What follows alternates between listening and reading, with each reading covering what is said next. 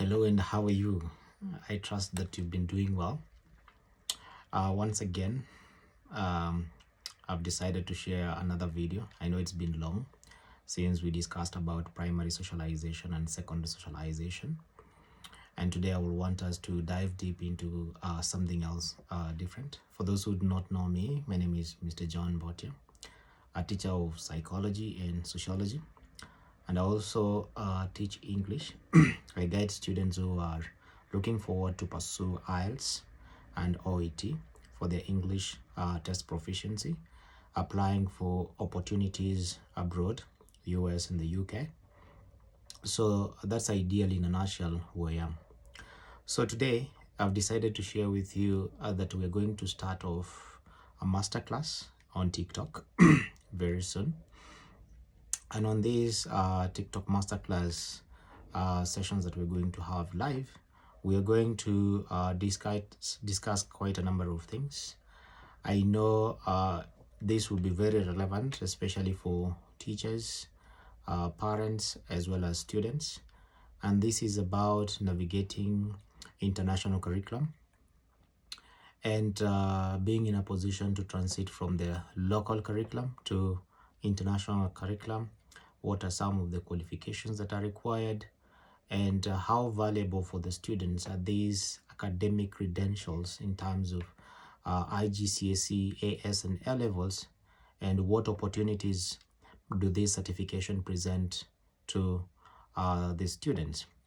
I know this is the prime time to have this discussion because many parents, especially in Kenya, when we are experiencing the challenge to do with the CBC transition all the way from the KCSE, many parents are wondering what is going to happen to their children in terms of career qualifications and professions. And I think it is a good time that we have this discussion and see what are other alternatives that are there and are working for the students so that parents can make informed decisions. As for the teachers, I know many a times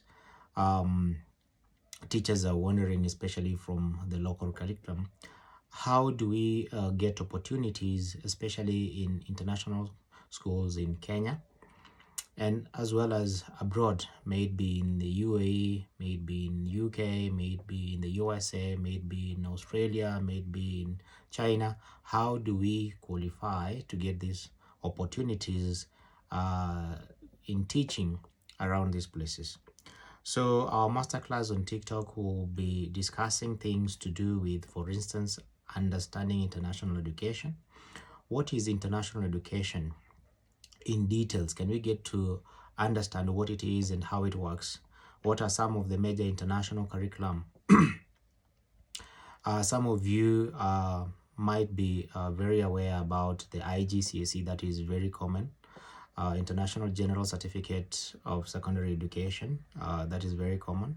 But many people are not very familiar to do with the AS and A level, and some could be having a clue of what the sixth form is, etc., etc. So we're going to break down the major international curriculum, including the Cambridge system, Pearson system, American system, IB, among others, AQA, yeah, among others. So stay tuned. We're going to have lots of things lined up for you. It is important that you tell a friend to subscribe to this YouTube channel, because we'll be sending in quite a lot of good stuff in here for your information.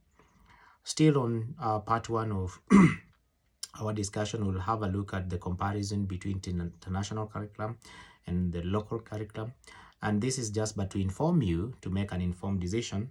We will not be saying that, international curriculum is better versus in comparison to the local curriculum. No, that one will leave it up to you. This is just but informative session that we're going to have so that you can make informed decision. Having worked in international school for the last 5 years, I have a better understanding of how this works, how you can navigate through, and how you can be able to support your students to get the best out of this curriculum. We're going also to have a look at some of the pathways and opportunities that are there for the students, both locally and internationally. So we'll be looking at international examination and certifications. We'll be looking at some of the extra curriculum opportunities that are there for your students to be able to be competitive with other students around the world. So we'll be talking about clubs and societies that shape global learners to be global leaders, to be confident enough to be able to engage and share their minds freely with other students around the world. So tune in. We're going to have lots of great stuff lined up for you. It's important that you remember once again to subscribe and turn on the bell so that you can always know when we are uploading another video. We're going to have a look at some of the alternative pathways, especially the NCUK and foundation programs. Most of you are aware that some of the international schools have already started the NCUK programs, and there are other colleges out here that are offering foundation programs and opportunities for your children. So how can you apply to these pathways? And also, what opportunities do these pathways present to your children upon graduating?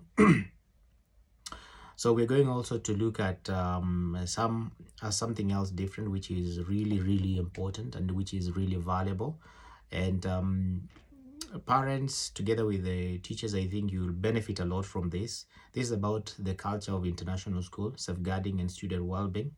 I think this has been the most important thing that international schools have tried to push for, and especially for the teachers, in order to curb things such as bullying in all forms. It could be cyberbullying, it could be physical bullying, it could be verbal bullying, etc. So that students can have an ample environment to be able to learn, engage, and feel safe, not only in classroom, outside classroom, and even online. Because remember, we are in age where we cannot run away from technology.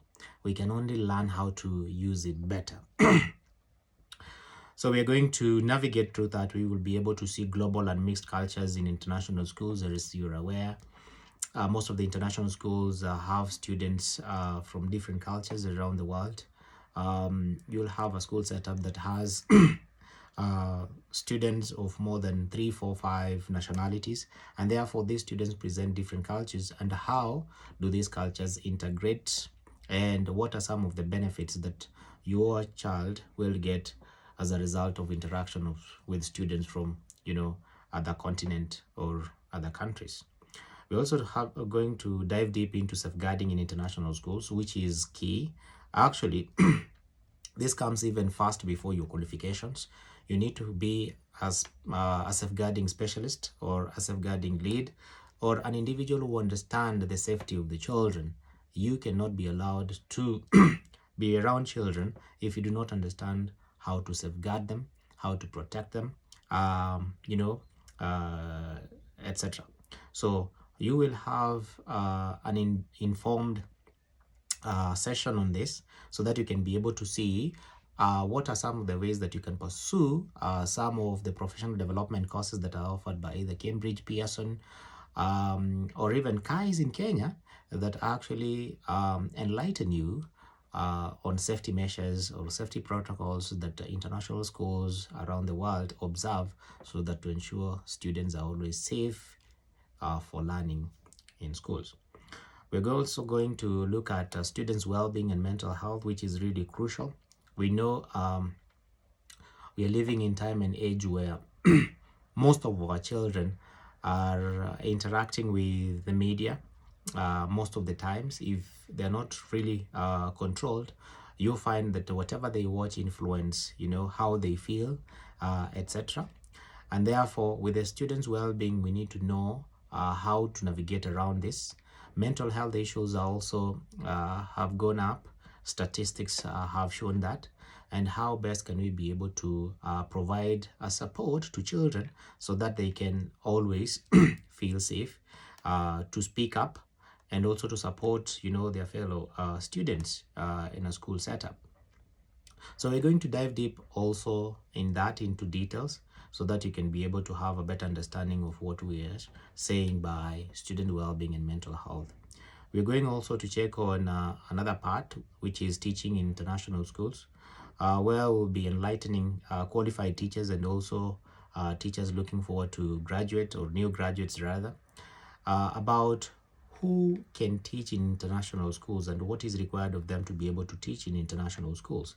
So we'll be talking about qualification and certifications. We'll be talking about how to transition into international teaching, teaching in Kenya versus abroad, which one is better, which presents better opportunities in terms of exposure, in terms of experience, etc., etc., and what you should be able to do in order for you to qualify and meet some of the requirements that are stipulated in different schools around the world.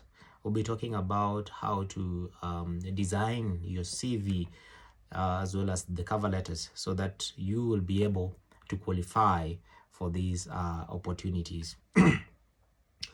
Almost to the very last, we'll be talking about the practical guidance. Here we'll be talking about, choosing the right international school. Having understood how they work, then you need to go down and check and say, I think I prefer this school over this one for this number of reasons. It could be school fees, it could be distance, it could be culture, it could be religion, there could be lots of stuff. So we'll dive deep into that so that you get to understand schools around you and which school you can be able to choose to get the best results for your child. We're also going to navigate further, and this is for the students. How do you prepare for the international learning as well as international exams? The local curriculum that we do here in Kenya is but only recognized in Kenya, and therefore when you are looking for opportunities abroad, you have to undertake some other tests such as the IELTS, such as Duolingo for English proficiency, etc. So how do you prepare for international learning so that you can also be competitive on an international baseline? So we're going to dive deep into that. And lastly, on this part, we're going to look at building an international career. I know most of the graduates and also teachers teaching local curriculum, they could be very much interested to pursue and even to build their profession in as far as international teaching is concerned. So we're going to help you to get to understand how that can be done. Last but not least, we're going to look at the future of education. The future of education in terms of, we have now the AI. AI has come into so many ways, and in one way or another it has, or rather it will affect education either positively or negatively. Teaching and learning will end up to be a bit more different, and therefore we have to dive deep into this to see how best technology can help learners as well as teachers to ensure that there is smooth teaching and learning going on. So here we'll be talking about different learning styles. We'll be talking about different learning needs of our students. We have different students in our classes who have different needs and requirements, and with this we have to ensure that as teachers we are able to differentiate our classes, and therefore at that point technology comes in handy, because you can be able to use technology to be able to take care of all the groups or all the learners that you have in class, however much they will be different from each other.